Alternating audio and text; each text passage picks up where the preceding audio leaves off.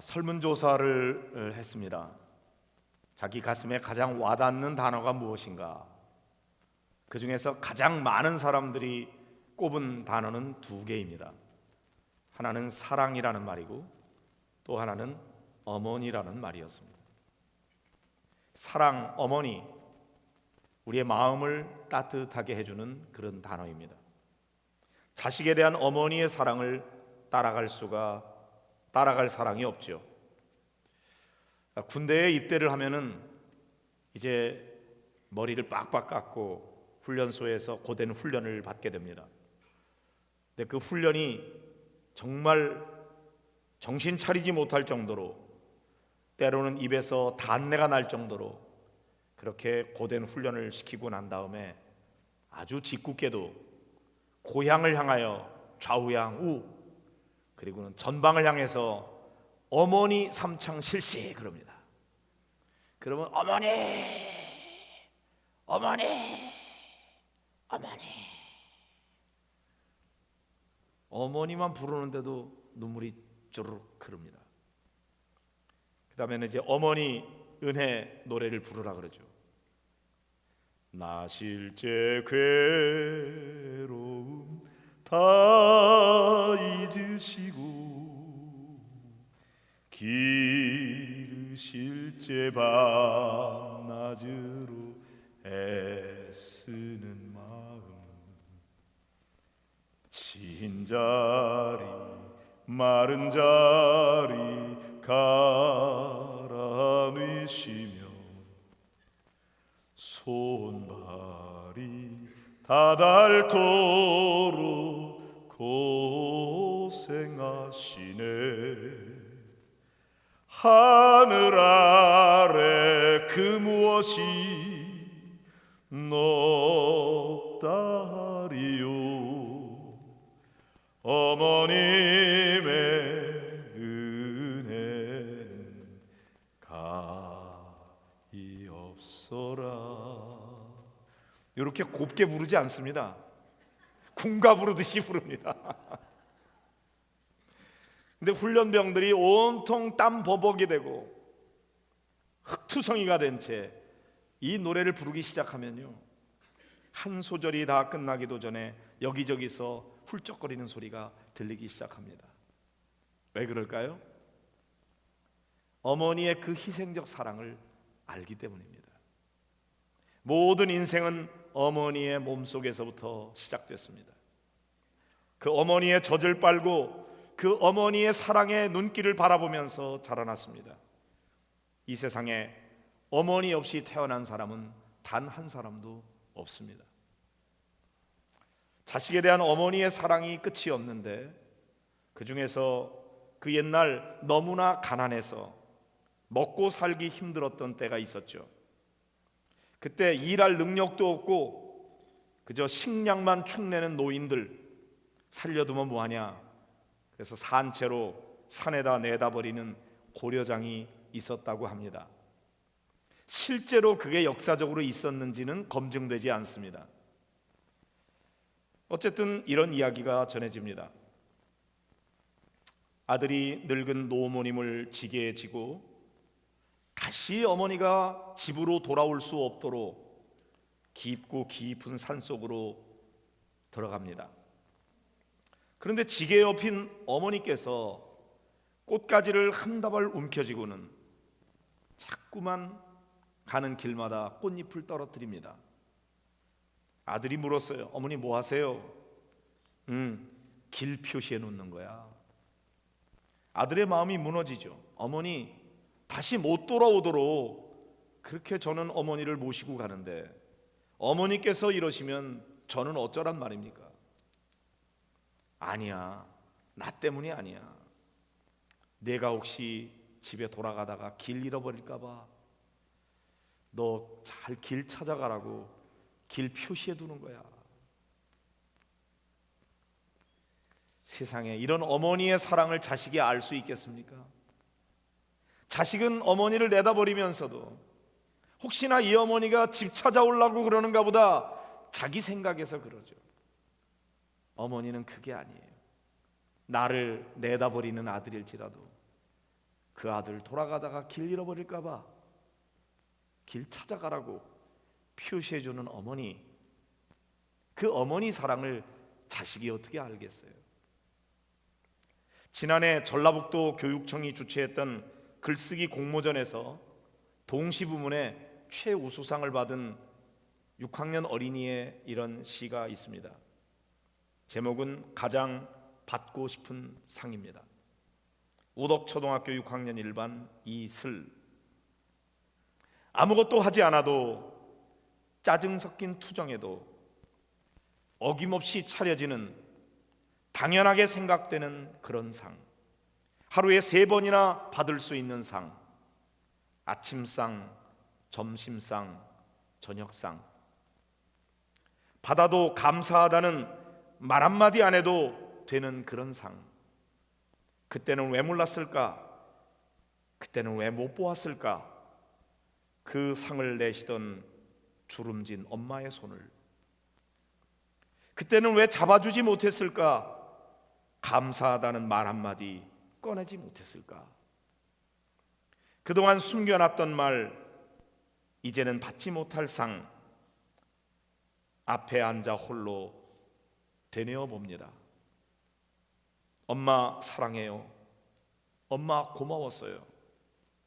엄마 편히 쉬세요. 세상에서 가장 받고 싶은 엄마상, 이제 받을 수 없어요. 이제 제가 엄마에게 상을 차려드릴게요. 엄마가 좋아했던 반찬들로만 한가득 담을게요. 하지만 아직도 그리운 엄마의 밥상, 이제 다시 못 받을 세상에서 가장 받고 싶은 울 엄마 얼굴 상. 아마도 이 초등학교 어린이의 엄마는 너무 빨리 세상을 떠난 것 같습니다. 엄마가 상 차려줄 때 엄마의 주름진 손을 보지 못했고, 엄마가 살아계실 때 그 손 한번 잡아주지 못한 걸 후회하면서 이렇게 어린아이가 이런 시를 썼습니다. 여러분은 어떠신가요? SBS 프로 중에서 순간 포착, 세상에 이런 일이, 그런 프로그램이 있습니다. 제가 2001년도에 보았던 것 같아요. 제가 기록해 놓은 기록이 있었어요. 신수용이라고 하는 50대 중반의 남자에 대한 내용이 방영됐습니다. 이분은 지능지수가 좀 떨어지는지라 일을 하지 못하고 구걸만 합니다. 하루도 빠짐없이 의정부 시장에 나와서 각설이 타령을 하면서 사람들에게 100원만 줘, 100원만 줘 이렇게 외칩니다. 말 발음도 좋지 않아서 무슨 말을 하는지 잘 알아듣기도 힘듭니다. 그런데 지나는 사람들이 접시에 100원 얹어주면은 막 고맙다고 인사를 하고는 몸을 흔들면서 좋아서 막 노래를 부릅니다. 100원에. 끝까지 아는 노래도 없는 것 같습니다. 이 노래 저 노래 앞부분만 조금씩 그렇게 부릅니다. 어쩌다 1,000원을 주는 사람이 있었습니다. 너무 좋아서 어쩔 줄 모르면서 막 춤을 추는데 그렇게 돈 1,000원에 행복해할 수가 없어요. 그러면서 시장에 떨어진 쓰레기를 줍고 울적해하는 사람을 보면은 왜 울어? 그러면서 위로를 해줍니다. 그렇게 하루 종일 구걸하면서 번 돈이 하루에 5,000원, 아주 잘 벌면 7,000원을 법니다. 저녁 때가 되면 그 돈으로 물건을 사기 시작합니다. 우리 엄마 좋아하는 떡 사야지. 그리고 떡집으로 갑니다. 얼마냐? 그러니까 2,000원이래요. 이 호주머니 저 호주머니에서 막 100원짜리 동전을 꺼내가지고 2,000원 맞추느라고, 그러면 그 떡집 아줌마가 됐어 이제 그만해. 그래도 끝까지 2,000원 딱 맞춰서 정확하게 값을 지불합니다. 또 신나게 생선 가게로 갑니다. 우리 엄마 좋아하는 이면수 사야지. 그리고는 약국에 가서 우리 엄마 피곤하지 않게 바카스 주세요. 이것저것 사들고, 그리고 집을 향하는 그의 몸은 좋아서 어쩔 줄을 몰라면서 막 춤을 추면서 우리 엄마가 좋아하겠지. 집에는 홀로 병들어서 아들을 기다리는 77세가 된 어머니가 계십니다. 가렙이라고 하는 마을에 살기 때문에 사람들은 그를 가리켜서 가렙이 효자라고 부릅니다. 의정부 시장에서 집까지 버스를 타고 가야 되는데 몇 년 전까지만 해도 버스 타는 법을 몰라서 걸어 다녔다고 그럽니다. 바보죠. 집 가까이 오면은 어린아이처럼 엄마, 그리고 엄마를 부릅니다. 장가도 못 가고 50이 넘도록 엄마하고 살면서 얼마나 마냥 행복해 하는지. 앉으나 서나 엄마 생각밖에 없는 신수용 씨, 왠지 우리를 부끄럽게 만듭니다. 우리는 효도하면은 돈이 없어서 못한다고, 돈 좀 많이 벌면은 그 중에서 일부를 가지고 효도하려고 그럽니다. 그러나 이 신수용 씨를 보니까 돈이 문제가 아닌 게 분명합니다. 마음이 문제지. 몇 천 원 가지고도 얼마든지 엄마를 기쁘게 해드릴 수 있는데, 이분은 몇 천 원 가지고 이렇게 효도를 하고 있습니다. 여러분은 돈이 없어서 못하시나요? 시간이 없어서 못하시나요? 마음은 있으신가요? 오늘 예수님의 어머니 마리아에 대한 내용을 읽었습니다. 이분이야말로 특별한 분이죠. 결혼도 하지 않은 처녀의 몸으로 아기 예수를 잉태했으니까요. 어느 누구보다도 마리아 자신은 이 아기가 성령으로 잉태된 특별한 아이라는 것을 분명히 알고 있습니다. 그러나 다른 사람들은 그것을 곧이곧대로 믿어주기가 어렵습니다. 무슨 성령으로 잉태됐다 그래? 불륜을 저지른 부정한 여인이라고 손가락질 받기가 쉽지요. 무엇보다도 정혼한 요셉에게서 버림받을 수 있습니다. 그럼에도 불구하고 이 모든 것을 믿음으로 감수하면서 그 아이를 낳기로 결정합니다. 마리아는 그렇게 온갖 희생을 감수하며 낳은 아들 예수, 지극정성으로 길렀습니다. 장차 하나님께서 이 아이를 어떻게 쓰실지 천사가 일러준 말을 마음에 새기면서 정성을 다해서 아이를 길렀습니다. 30세가 돼서 공생애가 시작됐을 때 어머니 마리아는 신이 나서 어쩔 줄을 모릅니다. 많은 병자들을 고치고 귀신을 내어쫓고 배고픈 사람들의 배를 채워주는 그런 일들을 하니까, 예수님의 인기가 막 높아가니까 저게 내 아들이야, 얼마나 자랑스러웠는지 보람을 느꼈습니다. 내가 그렇게 희생을 치러가면서 낳은 아들 정말 잘했구나, 우리 아들이 정말 훌륭하구나, 나를 실망시키지 않는구나. 신나서 어쩔 줄을 몰랐습니다. 그런데 이게 웬일입니까? 마리아가 기대했던 것과는 너무나 다르게 그만 그 아들 예수가 신성 모독죄에 걸려서 많은 사람들이 지켜보는 가운데 끔찍한 십자가에 달려 못 박혀 죽어가고 있습니다. 어떻게 이럴 수가 있단 말인가? 마리아가 볼 때 이 아들은 진짜 하나님의 아들이 분명한데 사람들은 그것을 알아주지 않습니다. 사람의 아들이면서 무슨 하나님의 아들이라고 그래. 그리고 십자가에 달려 고통을 호소하면서 피를 흘리며 아들이 죽어가고 있는 모습을 바라보고 있습니다.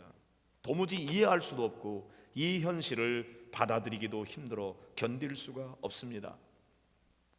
그런 어머니 마리아를 바라보는 아들 예수님의 마음이 어땠을까요? 본인은 십자가에 못 박혀 피를 흘려 죽어가면서도 고통 가운데 있는 어머니를 바라보면서 사랑하는 제자에게 소개합니다. 어머니, 여기 아들이 있습니다. 저는 비록 죽어가지만 이 제자가 저를 대신해서 아들 역할을 할 겁니다. 그런 뜻이겠죠. 그리고는 제자에게 부탁합니다. 보라, 내 어머니라. 내가 죽지만 네가 나의 어머니를 너의 어머니로 여기고 잘 좀 돌봐다오, 이렇게 부탁하는 뜻일 겁니다. 그때서부터 그 제자는 어머니를 자신의 어머니로 모시게 되었습니다. 예수님이 하나님 아버지로부터 받은 사명이 뭐죠? 온 인류를 구원하는 것이었어요. 그 사명을 감당하기 위해서 예수님은 십자가에 달려 죽어야 했습니다. 하지만 예수님은 십자가에 달려 피 흘려 죽어가는 그런 아들을 지켜보면서 고통 속에 슬퍼하고 있는 어머니 마리아의 심정을 잘 헤아리고 있습니다. 그리고 그 어머니를 제자에게 부탁하는 일을 잊지 않은 예수님의 마음을 묵상해 봅니다. 하나님 아버지의 뜻을 이루기 위해서 순종할 뿐만 아니라 육신의 어머니 그 마리아의 심정을 헤아려서 제자에게 부탁했던 그 예수님의 태도를 담게 되기를 바랍니다. 주로 어버이 주일이 되면은 어머니 얘기를 많이 하는데 아버지 얘기도 해보겠습니다. 민희라고 하는 아이의 아빠는 다니던 직장을 잃고 난 다음에 어렵게 모은 돈으로 조그마한 음식점을 경영했습니다. 그런데 직장 다니다가 경험도 없이 음식점을 하니까 잘 될 리가 없지요. 희망 하나로 시작한 음식점이 실패를 하게 됐어요. 민희 아빠는 낙심이 돼서 하루하루 마른 꽃잎처럼 시들어갔습니다.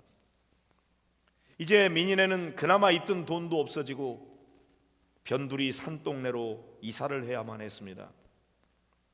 그런데 민희 아빠는 이제 산동네로 이사를 가고 난 다음에는 다른 사람이 되어갔습니다. 예전처럼 민희 그리고 동생 대해주지도 않고 웃음마저 잃어가는 듯했습니다.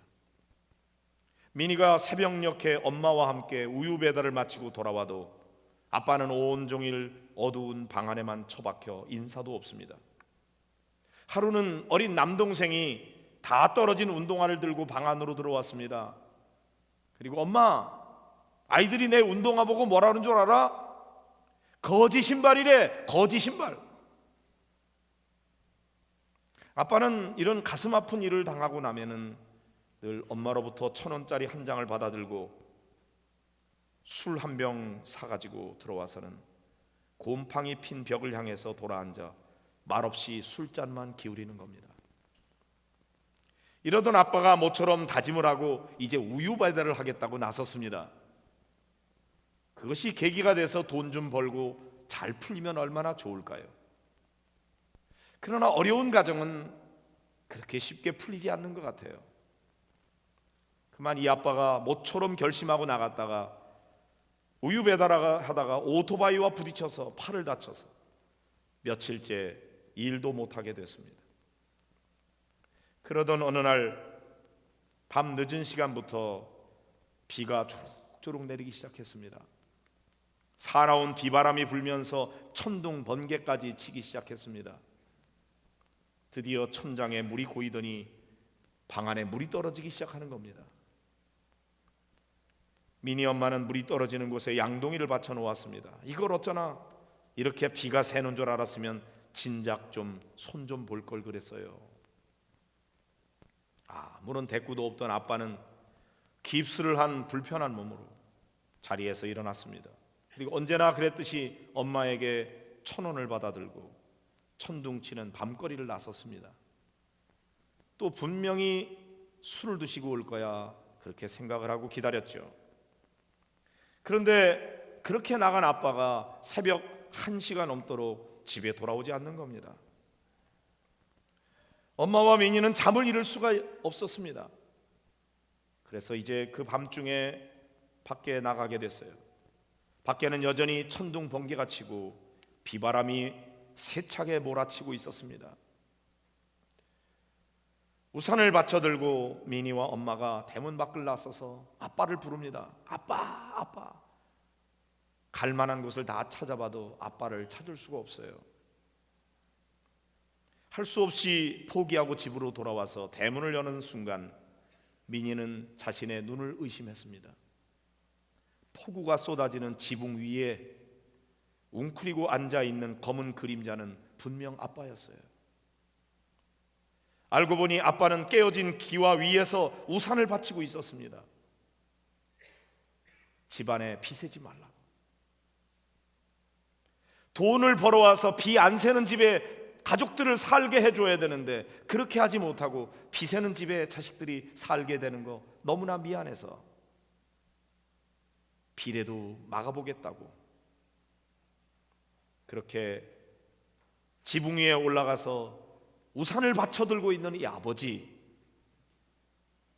늘 가족들에게 가난만 안겨준 아빠는 미안한 마음에 그렇게 지붕이라도 되어줘야 되겠다고 생각을 한 것 같습니다. 그 모습을 쳐다보는 미니와 엄마는 끝없이 눈물이 흘러내렸습니다.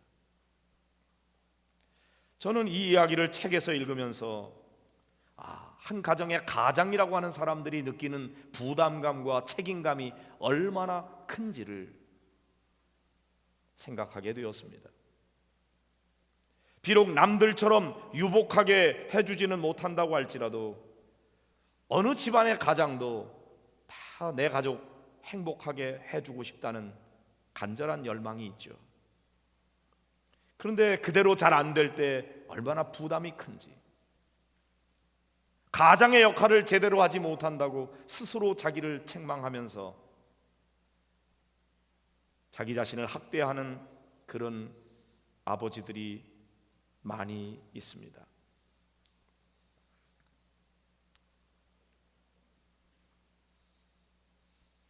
생각한 대로 잘 되지 않는 게 우리의 인생이고, 그래서 아버지의 어깨는 더 무겁습니다. 이런 부담을 안고 가족을 위해서 고군분투하는 많은 아버지들 응원하고 싶습니다. 어버이 주일 때마다 어머니에 대한 사랑에 대한 말씀은 많이 합니다. 매년 하고 해도 재료가 부족하지 않고 듣고 들어도 지루하지 않은 게 어머니의 사랑입니다. 그러나 사실 아버지의 사랑에 대한 이야기는 그렇게 많지 않습니다. 아버지가 사랑이 없기 때문이 아니라 아버지들은 잘 표현도 할 줄 모르고 아버지는 그냥 마음으로 새기는데, 아버지가 가지는 어깨의 무게가 얼마나 무거운지, 아버지 마음의 부담이 얼마나 큰지, 그런 것들은 평소에 잘 헤아리지 못합니다. 그러나 저는 오늘 아버지를 응원하고 싶습니다. 아빠 만세! 아버지 화이팅! 저는 아빠들이 좀 신나는 그런 삶을 살았으면 좋겠습니다. 아빠들이 길을 펴고 비록 돈 많이 벌어오지 못해도 아내로부터 자식들로부터 응원받고 존중받는 그런 가정을 이루면 참 좋겠습니다. 아버지든 어머니든 자식을 위해서 희생하는 건 마찬가지입니다. 다 표현을 못할 뿐이죠. 자식으로서는 그런 부모의 마음을 다 알지 못합니다. 그러다 나중에 내가 부모가 되고 보니 우리 아빠가 이랬겠구나, 우리 엄마가 이랬겠구나. 그런데 우리 부모님은 또 이미 늙어버립니다. 저도 이제 나이가 들어서 이제 60이 됐어요. 그리고 나니까 젊을 때 우리 부모님이 어땠는지 그냥 머리로 상상했던 거하고 다른 일들이 많이 경험됩니다. 한 번에 잠을 좀 길게 깊이 자면 좋겠는데 잠도 깊이 못 자요. 왜 자다가 자꾸 그렇게 깨는지, 왜 화장실에서 자꾸 오라고 그러는지 그냥 내버려 두지, 시컷 잡수면 좋겠는데 잠도 잘 안 오죠. 때로는 몸도 아프죠. 소화도 잘 안 되죠. 눈도 어둡죠. 젊을 때 상상하지도 못했던 일들이 그렇게 막 한꺼번에 밀려오면서 나이가 든다는 것이 얼마나 서러운 일인지, 누가 뭐라 그러지 않는데도 어깨는 무겁고 마음은 부담되고 괜히 슬퍼지는 것이 인생이 아닌가, 그런 생각을 하면서 저는 우리 가정을 이끌어가는 가장, 아빠들, 그리고 늘 가족을 위해서 온갖 희생을 아끼지 않는 우리 엄마들 다 좀 행복하면 좋겠습니다. 오늘 이 시간 이런 엄마 아빠의 사랑을 생각하면서, 또 예수님이 하나님 아버지의 뜻을 이루기 위해서 십자가를 지면서도 육신의 어머니의 아픔과 상처를 헤아리면서 제자에게 어머니를 부탁했던 그런 아들 예수님의 태도를 생각하면서 이 시간 우리 함께 기도했으면 좋겠습니다.